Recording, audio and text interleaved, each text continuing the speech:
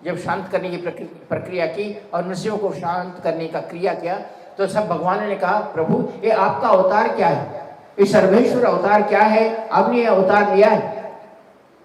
तो उन्होंने कहा कि जब तुम्हारे ऊपर तीव्रता से कोई आपके ऊपर आघात करे, आप पर अन्याय करे, आपके ऊपर कोई किसी प्रकार की भूत प्रेत बाधा या तंत्र बाधा करे, आपके ऊपर अलक्ष्मी की कृपा हो, कोई देवता आप पर कोप करता हो, कोई देवता कोई नवग्रह की दोष आपके ऊपर हो, कोई संसार ऋषि के शाप हो, पितरों के शाप हो, मैं ही एक अवतार हूं तुम्हें उन सारे शापों से, उन सारे कष्टों से दूर करने के लिए ही मैंने अवतार लिया है। और सर्वेश्वर का अवतार लेकर उन्होंने कहा कि तुम मेरी सिर्फ एक बार मेरे यंत्र को या मेरे मंत्र को घर में स्थापना करो। आज आप मेरे घर में भी देखना चाहते हैं, देख सकते हैं, मेरे घर में आज भी सर्वेश्वर जी का फोटो है, जबकि मैं भगवान नरसिंह मेरे कुल देवता है, मेरे नरसिंह कुल देवता है, लेकिन सर्वेश्वर का इसलिए रखा हूं क्यों कि तुम्हारे ऊपर अन्याय से कोई तुम्हारे ऊपर अन्याय करे, तुम्हारे विधर्मी लोग तुम्हारे ऊपर प्रहार करें, आक्रमण करें, तुम्हारी बहू बेटियों को छेड़ें, तब एक बार याद कर रखो,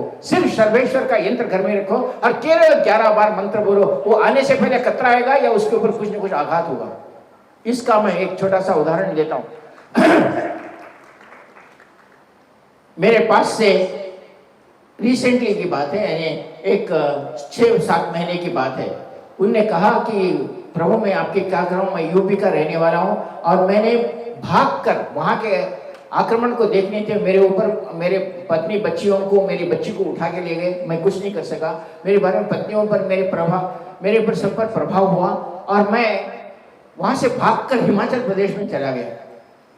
लेकिन मुझे आज भी एक दुख होता है प्रभु कि क्या ये हम इसको रोक नहीं सकते।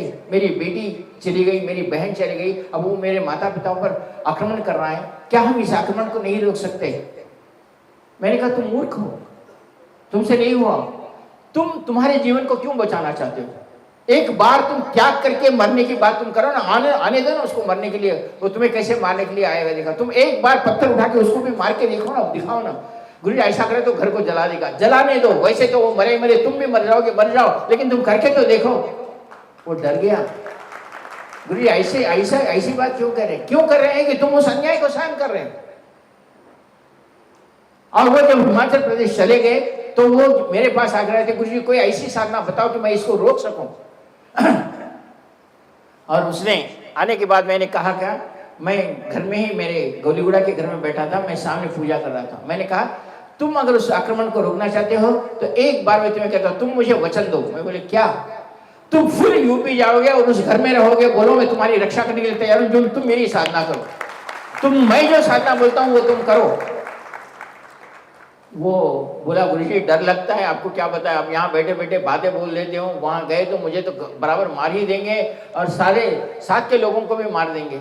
अगर फिर तुम्हें मेरे ऊपर विश्वास नहीं है तो मैं तुम्हें कहने की कोई बात ही नहीं, मैं तुम्हें कह ही नहीं सकता। नहीं पर फिर भी गुरुजी बताओ। मैंने उनसे कहा कि मैं सर्वेश्वर यंत्र देता हूं, तुम मेरे पास रहकर ही आज 5 माला जप करो केवल, और 1 माला आहुति डालो, इस यंत्र को तुम्हारे साथ लो, इस यंत्र को तुम्हारे साथ लाओ और यूपी के घर का ताला खोलो, हमारे गुरुजी का ये फोटो चित्र रखो और इस सर्वेश्वर का यंत्र रखो, आप घर में जाओ। गुरुजी आपको मैं नमस्कार करता हूँ, मैं जा नहीं सकता, आप मैं कैसे भी मुझे मार ही देगा, वहां गए तो दुश्मनी है। गुरुजी वो फिर वही बात करने लगा।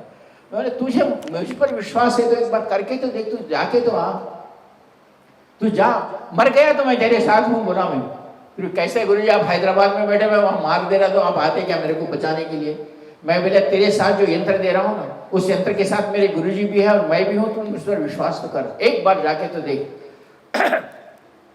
आखिर उसको समझा। मेरे पास 11 दिन था, 11 दिन रोज सर्वेश्वर का 5 माला मंत्र करता, रोज 1 माला आहुति डालता और मैं उसको बार बार कहता कि तो यूपी जा, और वो कहता कि गुरुजी मार देंगे, वो मेरी माँ मेरी पत्नी है, मेरे बच्चे हैं, मेरे वो मार देंगे गुरुजी। मैं बोला तुझे कुछ नहीं हुआ, तेरा घर कहाँ है बताओ। मैंने कहा फलाना आजमगढ़ में है, कहीं है, ऐसा वो बता रहा था। मैं बोला तू जा, मैं देखता हूँ तू जाने के लिए। गुरुजी कुछ हो गया तो मेरी जिम्मेदारी, अगर तुझे मार देकर तेरी बच्ची बची तो सीधा आश्रम को भेज दे, मैं जीवन भर पालूंगा, लेकिन तू जा, मर्द है तो तू जा, गुरुजी को मानने वाला है तो तू जा। वो आया मेरे पास से सर्वेश्वर यंत्र लिया और वो डरते डरते जाके घर का दरवाजा खोला और घर में जाकर सर्वेश्वर का यंत्र रखा 3 दिन में हमारे जो आज के यूपी मुख्यमंत्री हैं, उन्होंने उस शत्रु को जो घर में उपद्रव कर रहा था उसको जेल में बंद कर दे ठोका कि उसने देखा मेरा शत्रु मर गया है सर्वेश्वर का। और उसने फोन करके बोला कि गुरुजी मैं आनंद के साथ रहता हूं, अब मेरा कोई शत्रु नहीं, मेरे कोई बिगाड़ नहीं सकता। ये उसके घर का, ये उसके जीवन का अनुभव है। मैं तुम्हें कह रहा हूं कि तुम्हारे ऊपर कोई अनुभव करे, तुम्हारे ऊपर कोई अत्याचार करे, एक सर्वेश्वर का यंत्र ऐसा है, तुम्हारे ऊपर कोई अत्याचार नहीं कर सकता, तुम्हारे ऊपर कोई आक्रमण नहीं कर सकता। आने से पहले वो विचार करेगा कि क्या इसके साथ झगड़ा लगा लूं या नहीं लगा लूं। मैं तुम्हारे लिए, क्योंकि आज के समाज को देखकर बात कर रहा हूं, सर्वेश्वर का यंत्र तुम्हारे पास रखते हो, केवल 5 माला मेरे सामने करो और 1 माला आहुति दो और सर्वेश्वर का यंत्र स्थापित करो, उसके बाद तुम मंत्र करने की जरूरत नहीं है। तुम्हारे घर में कोई अन्याय से आक्रमण करता है, तुम्हारे घर में ऐसा आकर, आजकल तो पता है हमें, पैसे वाले आकर हमारे ऊपर आक्रमण करते हैं, सारा वो होता कोई भी है, पैसे है या नहीं ये भी नहीं जानता, और हम नहीं दे सकते हैं तो अपने ऊपर आक्रमण करेगा ही करेगा, अपने ऊपर अपने बेटी बच्चियों के ऊपर आक्रमण करेगा।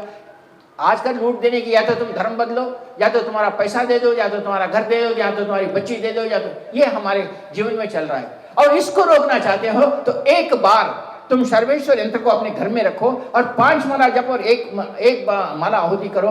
मैं अगर तुम्हें नहीं बचाए, तुम्हारे घर में हुआ तो एक बार अनिल कुमार जोशी कहा है, बोलो मैं निखिलेश जी की बात नहीं करता। क्यों इसके बारे में? क्योंकि ये बात मैं कह रहा हूँ और मैं स्वामी निखिलेश जी की बात कर रही हूँ। निखिलेश जी की कृपा मेरे ऊपर है, लेकिन ये बात तुमको कहने वाला अनिल कुमार जोशी है। मैं तुम्हें कहता हूं एक बार सर्वेश्वर का यंत्र तुम्हारे घर में रखो, और अन्याय हुआ तो याद करना मैं यहां खड़ा हूं, तुम्हारे सारे फैमिली को मेरे पास भेज दो, मैं जीवन भर में आने वाले 7 पीढ़ियों को उसको पालूंगा, अन्याय नहीं होगा और तुम्हारे घर पे किसी प्रकार का प्रहार नहीं होगा। मैं ये बात आज के समाज को देखकर बोल रहा हूं, पहले कभी नहीं कहा करता था, पहले कभी नहीं कहा करता था कि ऐसा हुआ है।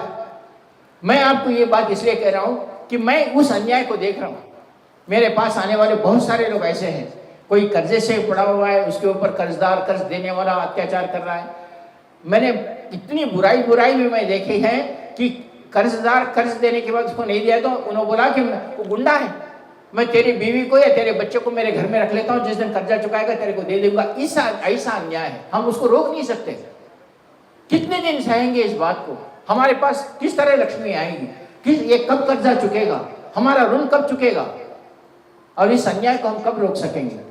जिस दिन अन्याय को रोक सकेंगे वो श्रेष्ठता नहीं आई।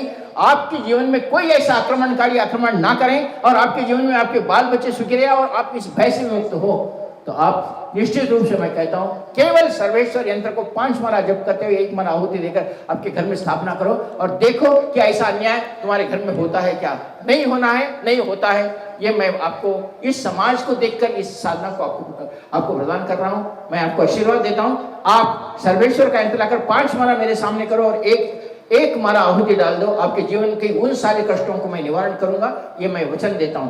बोलो परम पूज्य सद्गुरुदेव भगवान की। 15 मिनट का समय देता हूं, यहाँ 5 माला मेरे सामने करोगे और साधना संपन्न करोगे।